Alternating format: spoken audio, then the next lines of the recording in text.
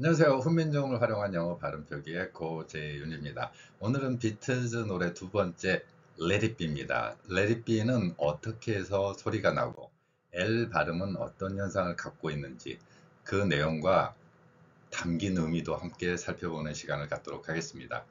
영어의 첫 글자 L이 나오면 많은 사람들이 두려워합니다. 어떤 표현 때문에 그러냐면은 우리의 인지 능력 속에서 글자는 소리 하나다 이런 생각을 하고 있기 때문에 그렇습니다. 그런데 알파벳에서는 원래는 자음 두 개로 소리 나는 경우가 굉장히 많았지만 현재 남아있는 소리 중에서는 L과 X 두 개가 자음 두 개로 소리가 납니다. X 같은 경우에는 크스로 소리가 나죠. 그런 반면에 L이 맨 앞에 나왔을 때는 리을 두 개, 쌍리을이죠. 현재 우리말에서는 사용되고 있지 않는 표기이기 때문에 이 L 발음에 대해서는 상당히 어렵게 생각을 하는 경우가 있습니다. 그거 리을 아니야 라고 생각을 하는데 아래 표기하고 연관지어서 설명드리도록 하겠습니다. L이 맨 앞에 나올 때는 리을 두 번이라고 제가 말씀드렸습니다. 어떻게 리을 두 번을 소리 내는가? 방법은 을이라는 입모양이 우리말에 있습니다. 을 모양을 한 상태에서 let 가는 겁니다. let. 자, 다시 한번 해보세요. 입모양은 을 해야 됩니다. 을. 다만 을을 세게 내지 마시고 let 이렇게 가는 겁니다. 그러면 L이 맨 앞에 나왔을 때 쌍리을 소리를 우리가 내게 되는 거죠. 그리고 let it be 이렇게 표현되는 글자 표기가 바로 이제 발음 표기에 의해서 그대로 했습니다. 그런데 여기에서 이제 T 소리가 있는데요. 이 T 소리는 티읕인데 제가 표기할 때 위에 글자에서 let it be 이렇게 표현을 했습니다. 그런데 실제 소리에서는 let it be로 나옵니다. 그러면 왜 let it be가 되느냐? 여기에 우리말 리을이 있습니다. t가 리을이에요. 무슨 이야기냐? 모음과 모음 사이에 있을 때, 즉 여기에 모음 에가 있습니다. 그리고 여기에 모음 이가 있습니다. 그러면 훈민정음 방식으로 표기를 한다면 받침으로 let 이렇게 표기하게 되어 있습니다. 그러면 티읕이 여기 음가 없습니다. 여기 되어 있는 이응은 음가가 없기 때문에 let 이렇게 가겠죠. let가 아니라 let이로 바뀌는 겁니다. let이로 바뀌는 원리는 t가 모음과 모음 사이에서 우리말 리을 소리가 정확히 납니다. 그래서 우리말 리을이 어디에 있느냐 그러면은 T 소리나 D 소리가 모음 사이에 있을 때 이럴 때 이제 그 소리가 리을 소리가 되는 겁니다. 그래서 비틀즈의 노래를 쭉 들어보다 보면 Let it be 이렇게 나갈 겁니다. Let it be, Let it be. 그러면 을 소리를 낸 상태에서 Let it be 이렇게 나가죠. 자, 제가 노래를 워낙 못하기 때문에 노래로는 불러드리지는 않겠습니다.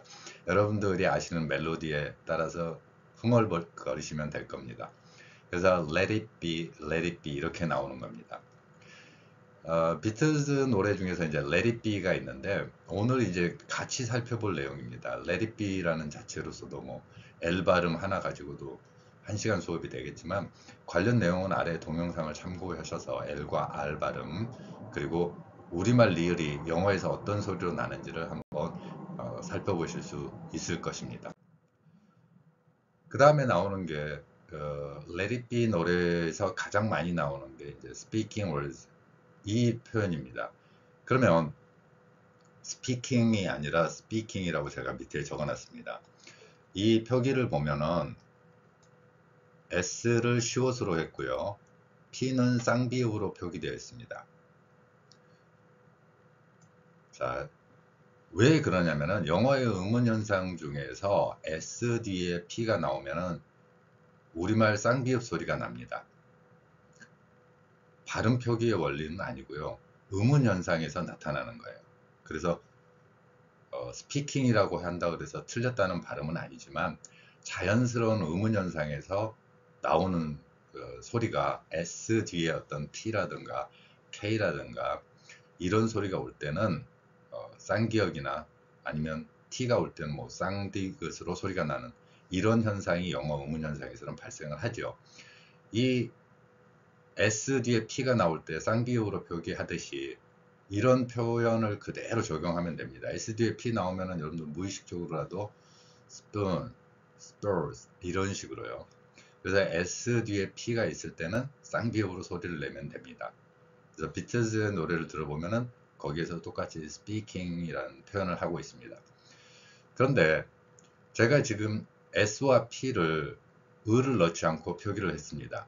시옷과 쌍비읍을 동시에 이렇게 표기를 했는데 저 글자 만드는 과정이 저도 일일이 글자를 조합하고 갖다 붙이고 해서 만들기 때문에 상당히 번거롭긴 합니다.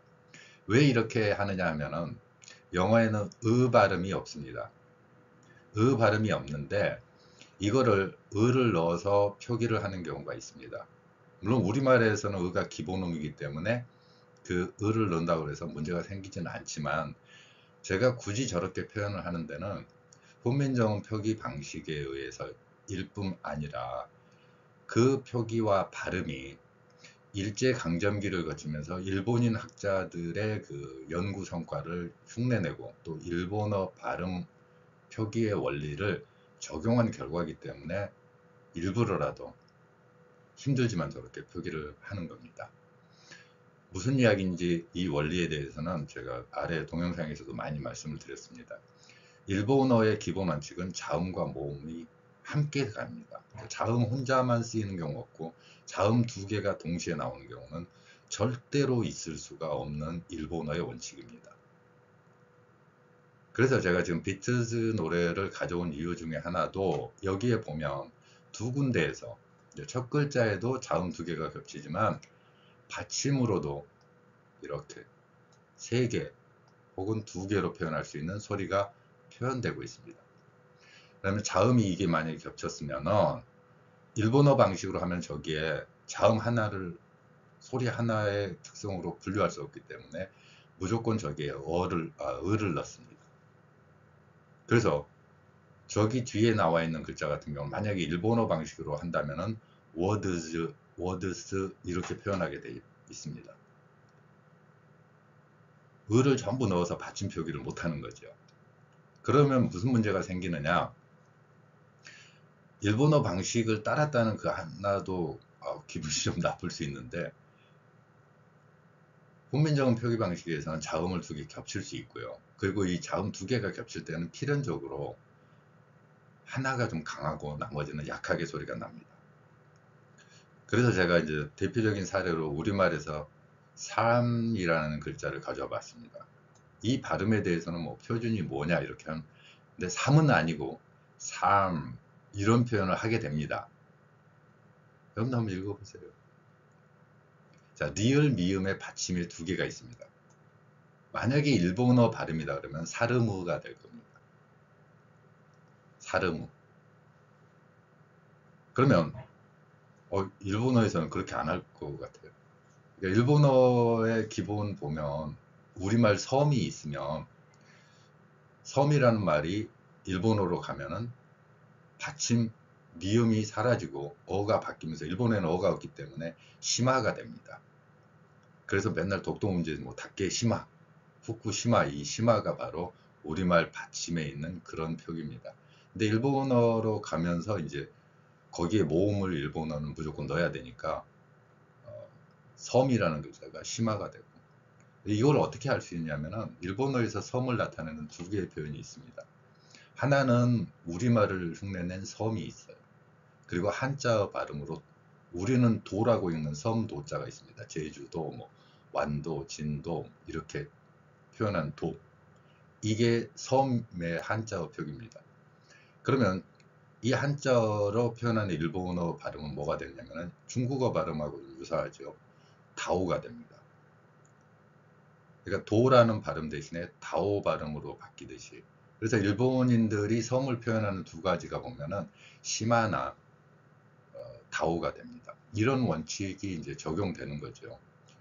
엄청 많습니다. 여러분들 영어 발음 뭐 맥도날드 아니면 뭐 넥타이 뭐 이런 거 발음할 때 네쿠다이 뭐 이렇게 표현하는 마그도나르도 뭐 이렇게 하듯이 받침에 대한 그런 일본인들의 특성입니다.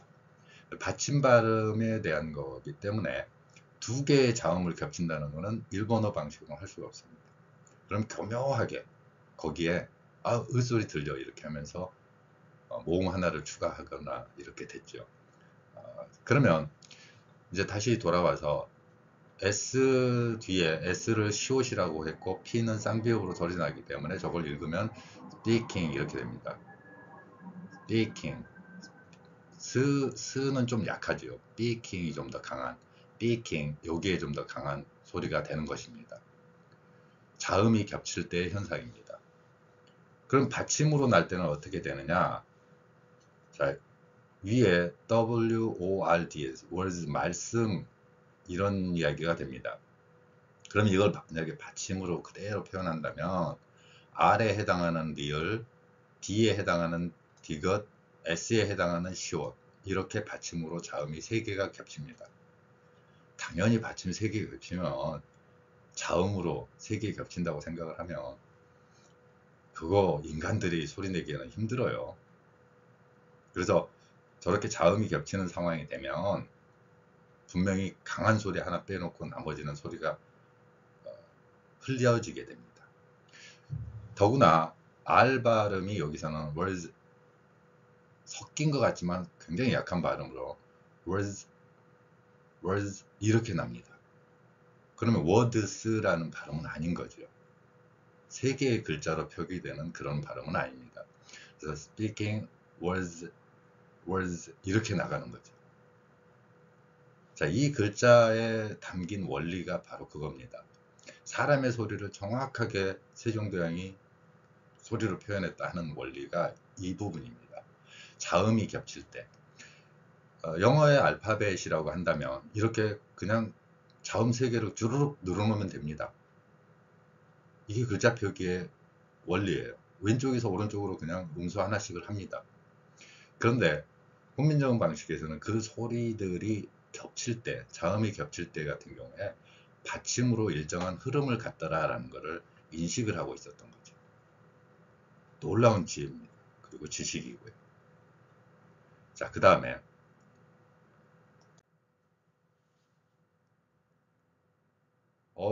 wisdom이라는 표현이 나옵니다. Speaking words of wisdom 이 부분이에요. 그러면 여기를 보면 of 발음 아닙니다. 이 발음 같은 경우에 제가 영어의 기능어라고도 표현하기도 하는데 전치사나 뭐 대명사 같은 그런 역할을 하는 단어들은 굉장히 자주 쓰이기 때문에 그냥 약하게 발음됩니다. 그래서 이 발음이고요. 저기 보면은 제가 훈민정음 창제 당시에 비읍 순경음을 가져왔습니다. 근데 이 표기는 뭐냐면 영어의 위 소리에 대한 글자 표기입니다. 1995년 10월 9일 날 제가 언론 인터뷰나 이런 내용을 하면서 발음 표기를 훈민정음 방식으로 대체하는 것, 그 과정에서 나온 글자 표기들이 지금 2개가 보이고 있죠. 이 글자 표기를 개발한 원리는 영어 발음도 발음이지만 전 세계의 언어를 공통적으로 표기할 수 있는 방법으로 제시한 것이죠. 그래서 이제 우리말에 없는 소리 중에 위 소리 같은 경우에 위라는 것은 윗니로 아랫입술을 물고 목젖이 울리는 소리입니다. 상당히 복잡한 소리죠. 우리말에는 없습니다. 제가 강의할 때마다 거의 못 들어가 있죠. 그래서 이런 경우에는 거의 O 발음까지만 나고 아니면 어로 소리 나기도 합니다. 그래서 speaking of 이렇게 나가죠. was of 이렇게 하죠. 요 글자를 발음 기호를 알고 있다 그래서 여러분들이 알 수 있는 건 아니죠. 이 원리라는 게. 그래서 발음 기호를 18세기의 언어학자들이 중구난방으로 많이 만들었었는데 그들의 언어 표기는 알파벳이 소리를 제대로 표현하지 못하기 때문에 생긴 현상이었고요.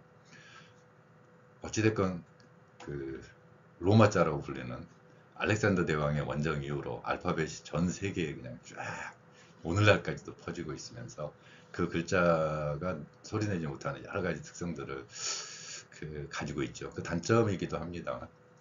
네, 다음 이제 with z 발음입니다. wisdom에서 z 발음인데 여기도 마찬가지로 훈민정음 표기 당시에 있었던 글자 반치음을 가져왔습니다.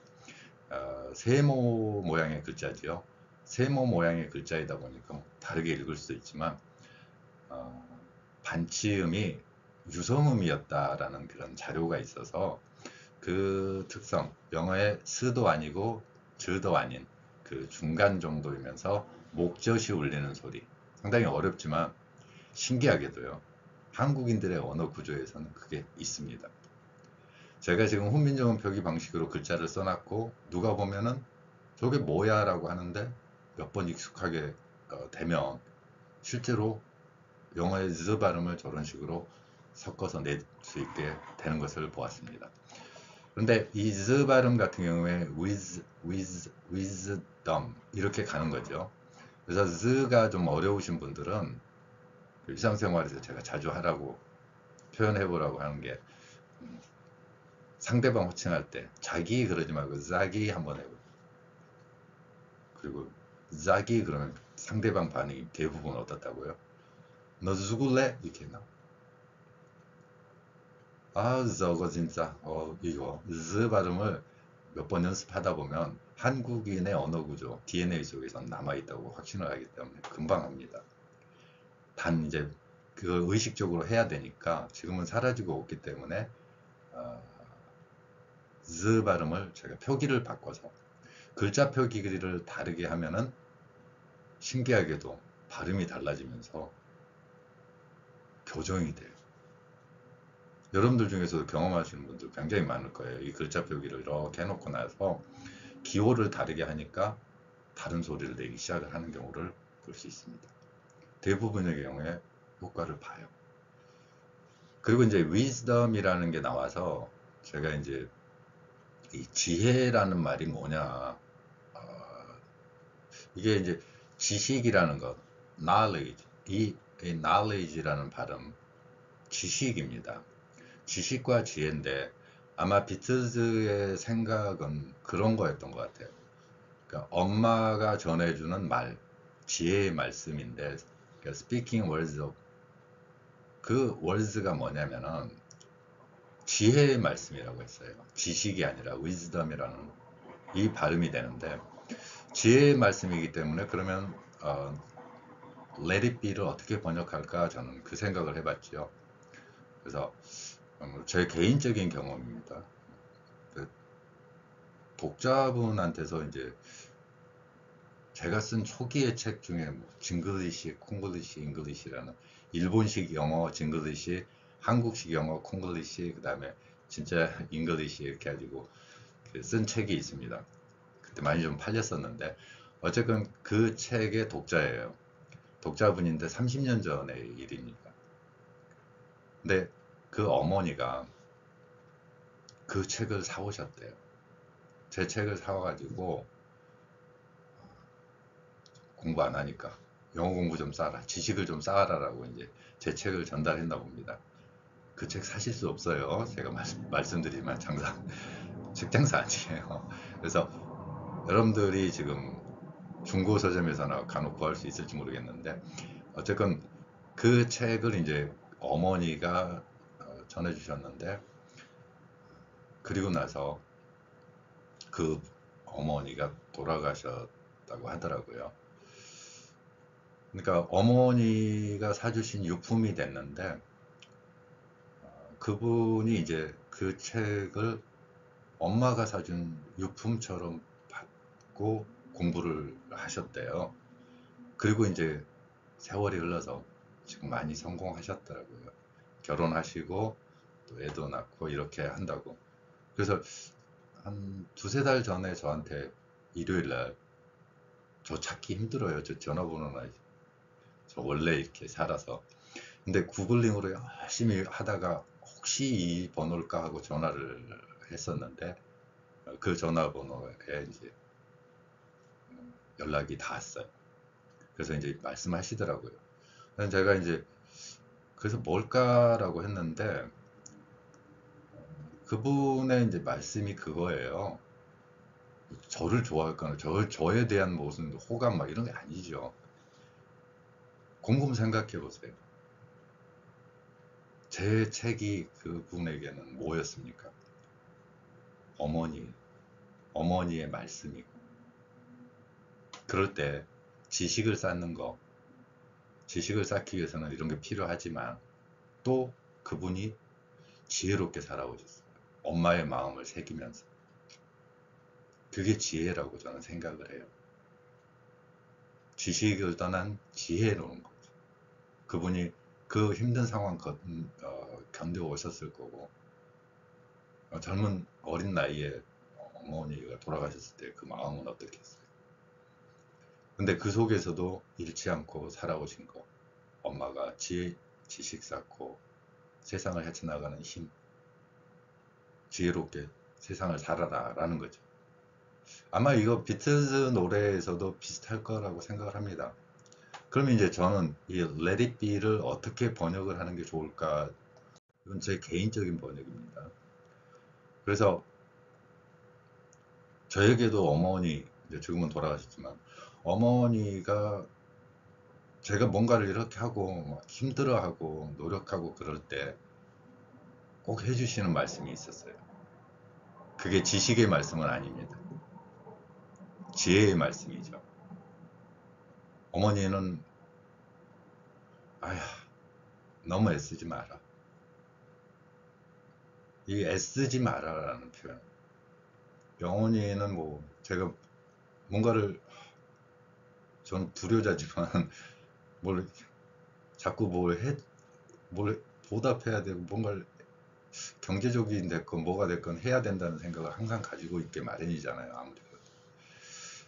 그럼 뭔가를 이렇게 해서 조금 맛있는 음식이라도 아니면 좀 비싼 거라도 사드리면 저한테 해주시는 말씀이 잘하려고 애쓰지 마. 그리고 제가 무언가 이거 해나갈 때 보면 그냥 쓰지 마라. 괜찮다. 이런 이야기를 하셨던 것 같아요. 그래서 지식이 높지는 않은 어머니였지만 혹시 뭐 여러분 부모님들도 지식이 높지 않더라도 지혜의 말씀을 꼭 여러분들에게 전달하고 있을 거예요. 그래서 이제 저는 Let It Be를 그냥 냅둬라 이런 게 아니라 그냥 너 애쓰지 않아도 된다. 너무 애쓰지는 마라. 이런 표현으로 저는 이해를 합니다. 그 될 일이면 되고 그 길로 가게 될 것이니까 이런 마음. 그래서 비틀즈 노래 중에서 이제 지혜의 말씀 여기에 담긴 내용들을 오늘 살펴봤는데 여러분들도 그 지혜와 지식 두 개의 발음 또 하시면서 또 삶에서 힘들 때 그냥 Let it be 이것도 괜찮지 않나 하는 생각을 해봅니다. 감사합니다.